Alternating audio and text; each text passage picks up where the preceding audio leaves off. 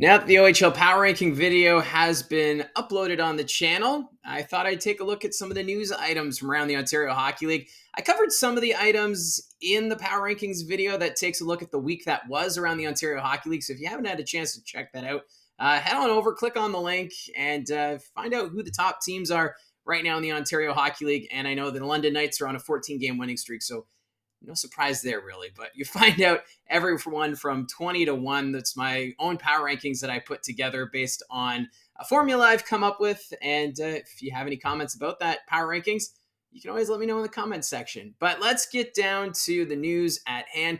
Of course, the CHL Top Prospects Game is set to take place in Moncton, New Brunswick this week. So all the draft eligible talent is gathering out in Moncton for their game this week. And of course, the Barrie Colts sending Cole Beaudoin down over there. He's been doing great. And actually, in Bob McKenzie's power rankings or not power rankings, but draft rankings from today, he actually listed Cole Beaudoin as 30th overall. So that would be a late first round selection for him. Cole Beaudoin, he's been doing fantastic this season. And right now on a line with Riley Patterson and Ty York, he's getting the job done. 17 goals, I believe, on the season. And he's not done yet. So congrats to Cole Beaudoin, and can't wait to see what he does there. Of course, Sam Dickinson of the London Knights, he's been named one of the captains for the Top Prospects Game, and he's expected to be one of the top players selected at the NHL draft in June. And he's right now ranked number 7, I believe, on Bob McKenzie's draft ranking. So some good news there, and it's always fun to see all the talent come together. I'm a jersey nerd, so what I love to see is all the different Junior Hockey League jerseys from across the Canadian Hockey League all in one place. I always get excited about that. But you can check that out. I believe TSN will be airing the game this week, and definitely worth a watch if you want to get to know some of the names of the players who might be playing in the National Hockey League in the coming years. Now, one big news item that came out over the weekend was from the Guelph Storm, a pretty significant injury. They're going to be without Michael Buchinger for 6 to 8 weeks. He had to undergo surgery to repair a torn tendon, which is really unfortunate. The St. Louis Blues prospect in his third year with the Guelph Storm. And for Buchinger, he just reached the milestone of 150 career points on Friday night when the Guelph Storm defeated the Flint Firebirds. So a huge loss on the back end for the Guelph Storm, who are kind of in the middle of the pack right now in the Western Conference. And they're still waiting for Cam Allen to return to the lineup. We first heard that he should be back by the beginning of December, maybe after the Christmas break, early in the new year. And they still expect Cam Allen to be back in the second half of the regular season, which would be huge for the Guelph Storm.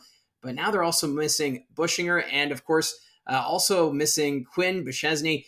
He has been out since late October due to injury. So injuries have plagued the Guelph Storm, but they're still in the thick of it in the Western Conference standings. So we'll wait and see what happens on that front. And the big game over the weekend was the home and home series between the London Knights and the Kitchener Rangers. And, of course, London swept the home and home and have taken over top spot in the Midwest Division and in the Ontario Hockey League. But it got really feisty in the second game at Budweiser Gardens, 6 fights in total. And as a result, the Ontario Hockey League announcing a pair of suspensions. First off, Matthew Adanovsky, 3-game suspension for him for his involvement with the game misconduct. And then also getting a game misconduct or a suspension for a check to the head is Jackson Edward. He receives a 2-game suspension for his actions. So that just adds, because Denver Barkey, of course, he was also handed a 2-game suspension in the first matchup at the Odd. So this has been a trend this year for the London Knights. They're a very aggressive team, very physical, not afraid to mix things up, but it's resulted in a lot of suspensions this season. But this is just the latest. And that rivalry this year is alive and well between the Rangers and the Knights. They're going to be meeting again in a couple of weeks. So if you're wanting to take a look at that rivalry, you might want to get your ticket sooner rather than later. I understand it was standing room only when those two teams went head-to-head in the home and home. So those are a couple of the quick news items from today. Let me know in the comments section down below your thoughts on any of the news items. And just thanks again for tuning in. And as I mentioned, we've got the OHL Power Rankings for the week posted. You can check out that link.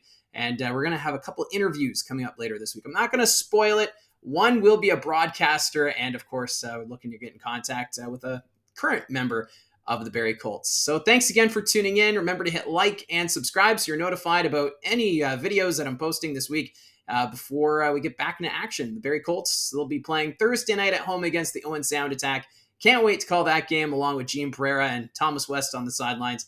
And we'll talk to you again soon.